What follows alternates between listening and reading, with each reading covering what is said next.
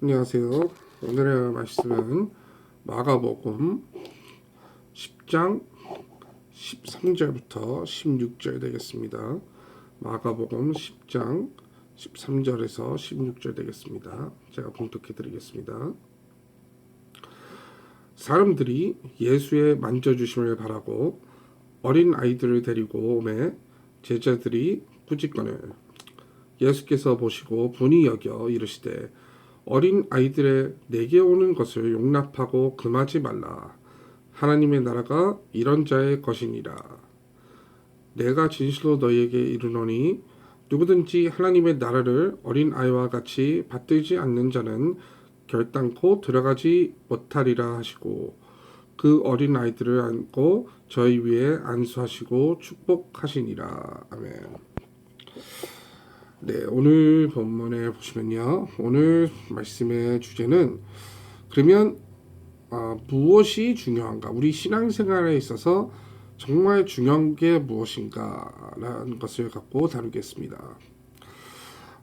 성경에 보시면은 예수님께서 이 주제를 갖고 여러 번 다루셨는데 예를 들자면 마리아하고 이제 마르다에게 말씀하실 때 이렇게 그때도 한번 다루셨고 또 그 네 명의 친구들이 그러니까 중풍 환자인 친구를 그 지붕을 뚫고 이렇게 예수님 앞으로 내리셨을 때도 그때 한번 다루신 것 같고요. 그리고 또 그 병이 걸린 여인이 예수님의 옷자락을 만드셨을 때도 그때도 다루신 것 같고 그리고 마리아가 예수님의 발을 이렇게 향유를 갖고 이렇게 안수할 때도 이렇게 씻고 이렇게 머리로 닦았을 때 그때도 이렇게 다루신 것 같습니다. 정말 무엇이 중요한가요? 우리 신앙생활에 있어서. 그럼 오늘 본문을 보시면요. 지금 부모들이 이제 아이들을 예수님을 보고 이제 예수님이 그 아이들을 이렇게 뭐 안수해주거나 축복해주길 바라면서 이렇게 아이들을 이제 앞으로 데리고 오는데 그걸 보고 이렇게 제자들이 이렇게 막아요. 근데 이제 제자들의 마음도 이해하겠어요. 지금 상황인지라 지금 사람들이 안 좋은 사람들이 예수님을 이제 아마 찾고 있을 수도 있고 그리고 또 항상 그렇잖아요. 어른들이 이렇게 중요한 얘기를 하고 있는데 거기서 이렇게 애들이 와서 끼는 것을 별로 좋아하지 않지 않습니까? 그런데 예수님께서는 이 모습을 보시고 이렇게 이제 분노를 하시죠. 이제 그리고 제자들이 이제 꾸짖죠. 왜 그러냐? 막지 말라. 그리고 나서 하시는 말씀이 결국에는 하나님의 나라에 들어가는 자들은 이런 어린아이들 결국 이런 어린아이들 같은 어린아이와 같은 그런 신앙을 가진 그런 믿음을 가진 자들만이 천국에 들어갈 수 있다. 그리고 그렇지 못한다면은 천국에 절대 들어갈 수 없다라고 이렇게 말씀을 하십니다. 그러면 정말 그것이 이제 그 중요한 문제를 대답해 주시는 거죠. 정말 어떤 믿음이 중요한 것인가? 우리 신앙생활에 있어서 어떤 모습을 보여야지 우리가 천국에 들어갈 수 있는지. 어찌 보면은 저희가 이렇게 아이들을 볼 때 그 어른들과 아이들 차이가 있다면은 어떤 면에서는 그 에덴 동산에 있을 때 그 선악과 나무를 먹기 전후의 모습이 아닐까라는 생각도 듭니다. 네, 그럼 성경에는 제 생각에는 이렇게 우연이라는 게 없는 것 같습니다. 그래서 이제 마가복음 10장을 보시면은 여러 가지의 스토리들이 이제 등장을 하는데요. 나머지 스토리들 세 가지가 있는데 거기를 보시면은 그러면 여기서 지금 본문에 나오는 천국에 들어가지 못하는 그런 모습을 보여주는 것 같습니다. 그래서 첫째로 맨 위에를 보시면은 이제 마가복음 10장 1절부터 보시면은 이 바리새인들이 이제 예수님을 시험하고자 나타나서 이제 이혼에 대해서 이렇게 얘기를 해요. 물론 이제 시험이죠. 왜냐면 벌써 이제 답은 알고 있으니. 그래서 어떻게 하면은 예수님께서 본인들의 그 믿는 그 모세가 준 그 계명을 이제 어긋나는 말을 할까라고 이렇게 지금 기다리고 있는데 예수님께서 이제 물어보시죠. 그럼 모세는 뭐라고 했느냐? 모세는 이제 허락을 했대요. 이제 이혼을 이제 허락을 했다고 하는데 예수님께서 뭐라고 하시냐면은 모세가 허락을 해준 이유는 너희들의 마음이 이렇게 완악해서 your heart is hardened 그런 마음을 갖기 때문에 그런 마음 상태를 갖고 있기 때문에 모세가 결국에는 허락을 해줬다. 그 뜻은 결국에는 이분들이 이제 듣고 싶은 답이 있지 않습니까? 그래서 뻔히 그게 보이기 때문에 그냥 모세도 그런 완악한 마음을 갖고 있는 사람들일지라 이렇게 허락을 해준 거라고 이렇게 말씀을 해주시는 거예요. 그리고 나서는 이제 하시는 말씀이 이혼을 아무리 했더라도 결국에는 새로운 사람을 만나서 결혼을 하게 되면은 그건 가늠하는 거다 똑같다 이렇게 말씀하세요. 그러면 이제 이분들 입장에서는 그게 말이 안 되죠. 아니 이혼을 했는데 어떻게 해서 하나님께서 그거를 가늠이라고 이렇게 말씀하시냐. 그런데 이제 설명해 주세요. 이제 봐라. 하나님 앞에서 한 몸이 되겠다고 이렇게 약속을 했는데 결론은 하나님께서 허락을 안 해줄 것 같으니까 내 마음대로 하고 싶은데 이제 하나님께서는 허락을 해줄 것 같지 않으니까는 사람이 만든 그 법을 통해서 이제 이혼을 하겠다 이런 모습밖에 안 되는 거지 않습니까? 그러고 나서는 하나님께 가서 우린 이혼했습니다 이러는 거예요. 그러면 하나님 입장에서는 당연히 그게 가늠이죠. 왜냐면 본인이 하나님께서 허락을 안 해주셨는데 그게 어떻게 이혼이라고 이제 보시겠어요. 그래서 보면은 이건 중요한 것은 지금 간음과 이혼을 다루는 게 아니라 여기서는 우리의 마음 상태를 다루는 것 같아요. 그래서 이제 보시면은 하나님 예수님께서 이제 hardened heart 마음이 완악하다라고 말씀하셨는데 그럼 정확히 그 완악한 마음이라는 것이 무엇이냐? 그걸 정의하자면은 이렇게 나와 있습니다. 완악한 마음은 그 사람이 자신의 삶에 하나님께서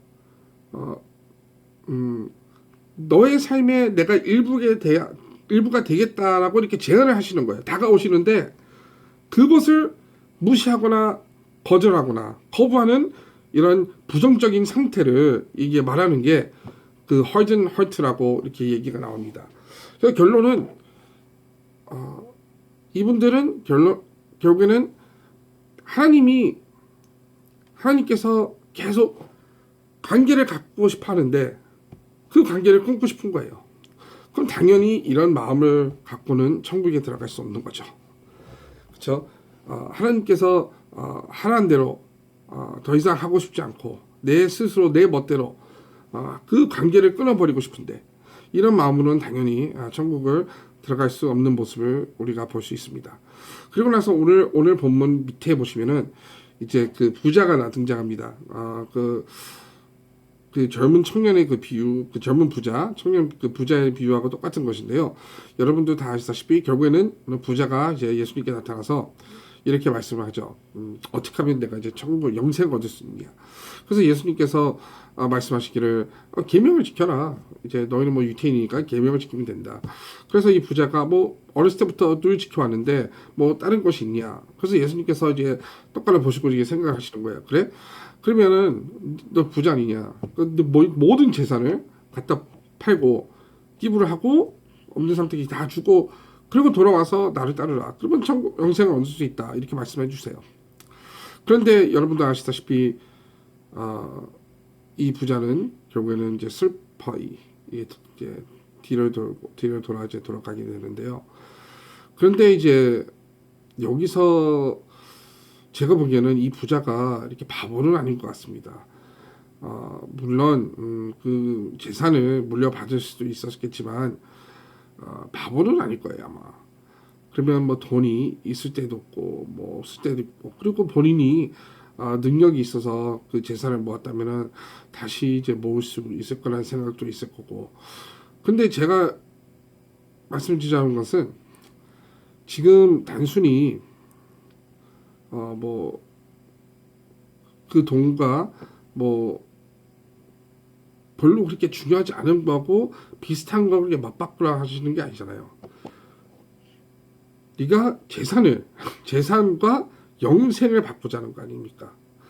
그런데 어느 누가 그걸 거부하겠어요. 그래서 지금 이 부자가 이 돈을 볼 때 돈을 포기하는 게 돈 때문에 포기를 못하는 게 아니라 이 돈이 뜻이 무엇이냐, 이 돈이 무엇을 상징하는 거냐가 중요한 것 같습니다. 어떻게 보면은 이 돈은 내 독립적인 어떤 내 독립을 상징하는 거예요. 우리는 항상 하나님께 의존을 해야 되는데 내가 돈이 있다고 생각하면은 더 이상 하나님께 의존을 안 해요. 어떻게 보면은 그렇잖아요. 하나님의 때와 하나님의 뜻을 기다리기보다는 내가 원할 때, 내가 하고 싶을 때, 아무 때나 그 돈을 갖고 누리잖아요. 그러니까 어떻게 보면은 근데 우리는 신앙생활이라는 것이 무조건 하나님께 매달리고 의존해야 되는 게 신앙생활인데 그런 마음가짐이 없었던 거예요. 본인이 스스로 이제 생활을 하고 본인이 독립적으로 행동을 하고 싶은데 그거를 포기하라니까는 본인이 포기를 못하는 거죠. 그러면 당연히 천국에 들어가지 못하는 거 아닙니까? 하나님께 의존을 안 하는 그런 삶을 살겠다는데. 네. 그리고 나서는 이제 그 밑에 보시면은 이제 또 한 가지의 이제 비유가 나오는데요. 그 세바디인가요? 세바디의 두 아들, 그 요한과 야고보가 나오는데 지금 이 지금 상태에서는 이 제자들이 예수님께서 이제 곧 돌아가실 거라는 생각보다는 물론 본인께서 십자가에 돌아가시겠다는 벌써 여러 번 했을지라도 지금 생각이 그게 아니라 지금 예수님께서 왕이 되겠다는 생각만 하고 있는 거예요. 그래서 이제 물어보죠. 그 때가 되면은 뭐 한 사람이 우편에 서 있고 또 다른 사람이 이제 좌편에 있으면 안 되냐 이렇게 예수님께 이제 물어봐요.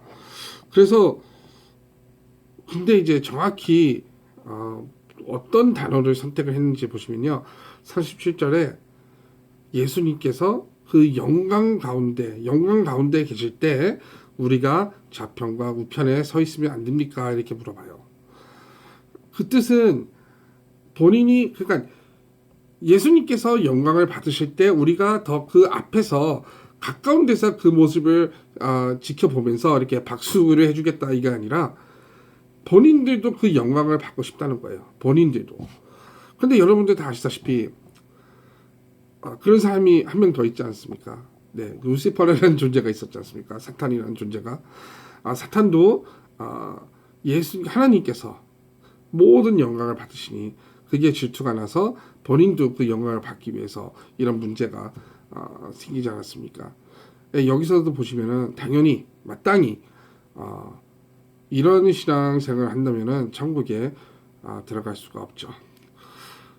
그러면 과연 어떤 신앙생활을 어떤 자세로 어떤 마음가짐으로 신앙생활을 해야만 천국에 들어갈 수 있느냐?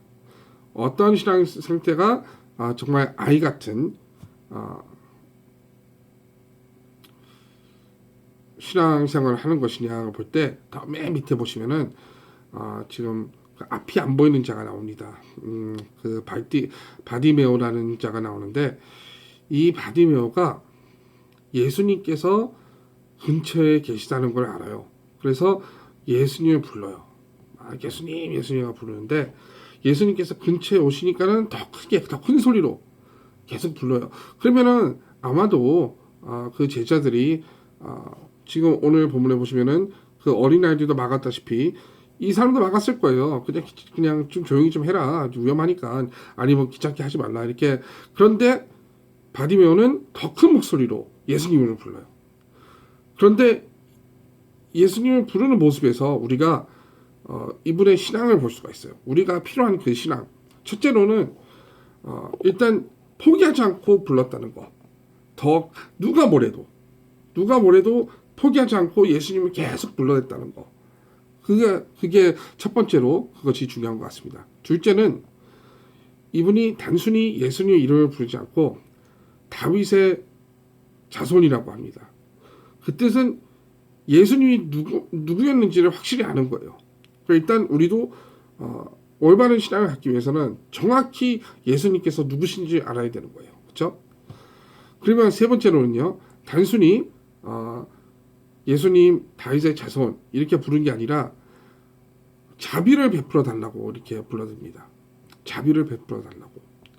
근데 이게 왜 중요하냐면요, 우리가 때로는 그런 생각이 너무 많은 것 같아요. 만약에 착한 일을 더 많이 하면은 천국에 갈 수 있다. 무엇을 어떻게 하면은 천국에 갈 수 있는지, 마치 우리가 스스로 천국에 이룰 수 있다는 생각을 굉장히 많이 하는 것 같습니다. 그런데 현실은 우리가 예수님의 자비 없이는 들어갈 수 있는 거 아니지 않습니까? 예수님의 자비 때문에, 하나님의 은혜 때문에 우리가 믿으면은 갈 수 있는 것이지, 우리가 스스로 뭘 어떻게 해서 천국을 얻을 수 있는 건 하나도 없습니다. 네, 그리고 나서 네 번째로는 단순히 예수님 다윗의 자손 나에게 자비를 베풀어 주세요라고 게 아니라 라본이라고 또 부릅니다. 라본이, 그 선생님이라고 하죠. 그럼 여기서 우리가 볼 수 있는 것은 정말 겸손한 마음을 갖고 있었다. 겸손한 자세. 그 뜻은 결론적으로는 내가 예수님이 내 위치하고 예수님 위치하고 그거를 확실히 안다는 거죠. 정말 내가 고개를 숙이고 예수님에게 다가가야 된다는 거, 그런 겸손한 자세가 필요하다는 것을 보여주고 있습니다. 그리고 마지막으로는 거기서 이제 예수님께서 이제 되묻습니다. 이 바디메오에게. 그러면 내가 너에게 뭐 해줄 수 있는 게 무엇이 있느냐? 그래서 바디메오가 이렇게 대답을 합니다. 보고 싶다고. 내 눈이 다시 이렇게 볼 수 있게끔 해달라고 이렇게 말씀을 합니다. 그 뜻은요, 예수님께서 나를 도와줄 수 있는 그런 능력을 갖고 계시다는 것을 믿는 거예요.